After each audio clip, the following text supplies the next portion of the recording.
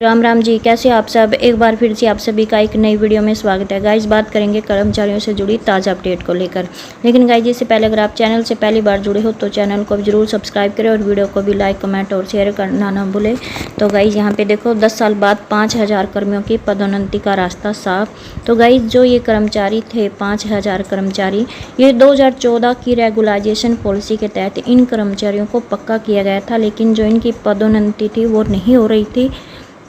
आखिरकार 10 साल बाद इन कर्मचारियों को खुशखबरी मिली है और 10 साल के बाद इन कर्मचारियों की पदोन्नति का जो रास्ता है वो साफ हो गया है। और शिक्षा विभाग ने भी 34 कर्मियों को सहायक पद पर पदोन्नत किया है। और वहीं पर कच्चे कर्मचारियों की पॉलिसी पर भी गाइस लगातार काम चल रहा है, जैसे कि आप सभी को मालूम भी है। और इसको जल्द ही आपको 2024 की नियमितीकरण पॉलिसी देखने को मिलेगी। इसको लेकर जो सीएम नायब सिंह सैनी है वो भी अपना स्पष्ट आश्वासन दे चुके हैं।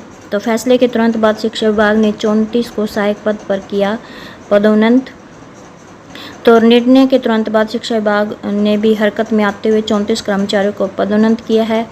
और विभाग की ओर से जारी आदेशों में इन 34 कर्मचारियों को सहायक पद पर पदोन्नत किया है। कर्मचारी संगठनों ने विभाग के इस फैसले की प्रशंसा की है। तो गाइस 2014 में रेगुलेशन पॉलिसी के तहत नियमित हुए प्रदेश के 5000 कर्मचारियों के लिए खुशखबरी है। 10 साल के बाद इन कर्मचारियों की पदोन्नति का जो रास्ता है वो साफ हो गया है।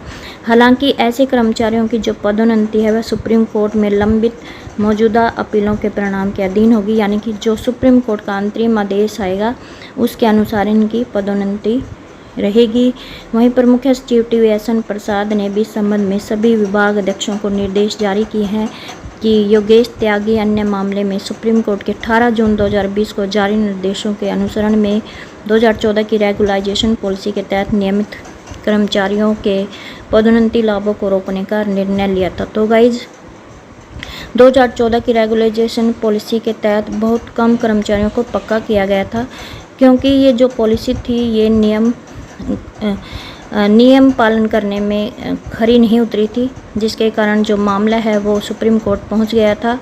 और अब सुप्रीम कोर्ट ने सभी अन्य मामलों में विभिन्न एसएलपी को जोड़कर 6 फरवरी 2024 के अंतरिम आदेशों के माध्यम से निर्देश दिए थे कि 2014 की रेगुलाइजेशन पॉलिसी के तहत नियमित कर्मचारियों की पदोन्नति मौजूदा अपीलों के परिणाम के अधीन होगी।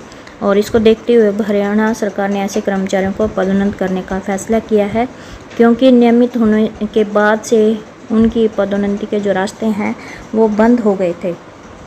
अब जो है 2024 की पॉलिसी का गाइज का इंतज़ार है कच्चे कर्मचारियों को, क्योंकि वे लगभग प्रदेश में लगभग 1 लाख ऐसे कच्चे कर्मचारी हैं जो इस इंतज़ार में हैं कि उनको पक्का किया जाएगा और पॉलिसी लाई जाएगी। किस प्रकार की पॉलिसी लाई जाएगी, कितने साल वालों को इसमें पक्का किया जाएगा। और लगातार सरकार से मांग उठा रहे हैं कि उनके लिए भी सरकार है जो वो कोई ना कोई पॉलिसी लेकर आए और उन्हें पक्का करने का जो काम है वो किया जाए। क्योंकि बोर्ड के द्वारा भी ये कहा गया है कि जो ऐसे कर्मचारी जो मतलब अपने काम पर रहते रहते उनकी मृत्यु हो जाती है, लेकिन उनको पक्का नहीं किया जाता, कि उनको पक्का करने का जो काम है वो किया जाए। तो हरियाणा सरकार ने भी आश्वासन दिया हुआ है कि वो उनके लिए ऐसा कैडर तैयार कर रहे हैं जिसके तहत उन्हें सुरक्षा प्रदान करने का काम किया जाएगा। जिस प्रकार से जो गेस्ट टीचर हैं उन्हें 58 साल की सुरक्षा प्रदान की गई है, वैसे मतलब इनके लिए भी 58 साल तक की सुरक्षा प्रदान करने का जो काम है वो किया जाएगा। परंतु अब देखना ये है कि सरकार क्या करती है क्या नहीं करती है। परंतु इन 5000 कर्मचारियों के लिए खुशखबरी आ गई है और इन कर्मचारियों की जो पदोन्नति का जो रास्ता है वो साफ हो गया है।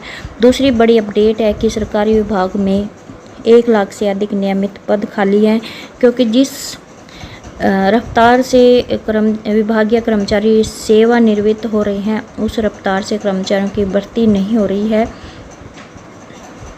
तो मुख्य सचिव के निर्देश पर अभी 2 दिन पहले जो मुख्य सचिव उनकी तरफ से लेटर जारी किया गया था कि हरियाणा प्रदेश में जितने भी ग्रुप सी और डी के खाली रिक्त रिक्त पद पड़े हैं उनका ब्यौरा है वो मतलब भेजने का डाटा है वो भेजने का काम किया जाए। तो अब सभी विभागों द्वारा इस समय रिक्त पदों की रिपोर्ट तैयार की जा रही है और इस रिपोर्ट के आधार पर ही सरकार द्वारा रिक्त पदों को भरने के लिए अभियान चलाया जाएगा। इस समय स्वास्थ्य, शिक्षा, बिजली, शहरी स्थानीय निकाय, सार्वजनिक स्वास्थ्य, इंजीनियरिंग सहित कई महत्वपूर्ण विभागों को संभालने में अनुबंध के आधार पर काम करने वाले कर्मचारियों की भूमिका अहम है और आंकड़ों से पता चला कि लगभग 1,05,000 अनुबंधित कर्मचारी हरियाणा कौशल रोजगार निगम लिमिटेड के साथ पंजीकृत है। इनमें से लगभग 15,000 स्वास्थ्य विभाग में, 13,000 बिजली विभाग में, 8,000 शहरी स्थानीय निकाय विभाग में और 8,000 जन स्वास्थ्य एवं अभियांत्रिक में, 5,000 हरियाणा शहरी विकास प्राधिकरण में और 5,000 विश्वविद्यालय में कार्यरत है।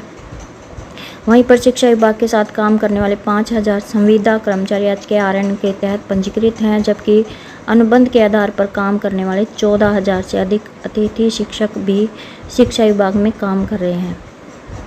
और इनके अलावा विभिन्न विभागों में संविदा के आधार पर भी काम करने वाले कर्मचारी कम से कम 2,000 कर्मचारी या तो HKRN के तहत पंजीकृत हैं या फिर सीधे विभागों के तहत काम कर रहे हैं।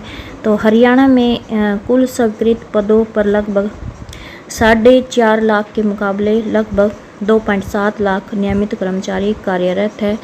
तो 1 लाख से अधिक नियमित पद हैं जो वो खाली पड़े हैं। तो ये थी आज की अपडेट। आई होप आपको ये अपडेट अच्छी लगी। प्लीज़ चैनल को सब्सक्राइब और वीडियो को लाइक, कमेंट और शेयर करना ना भूलें। धन्यवाद।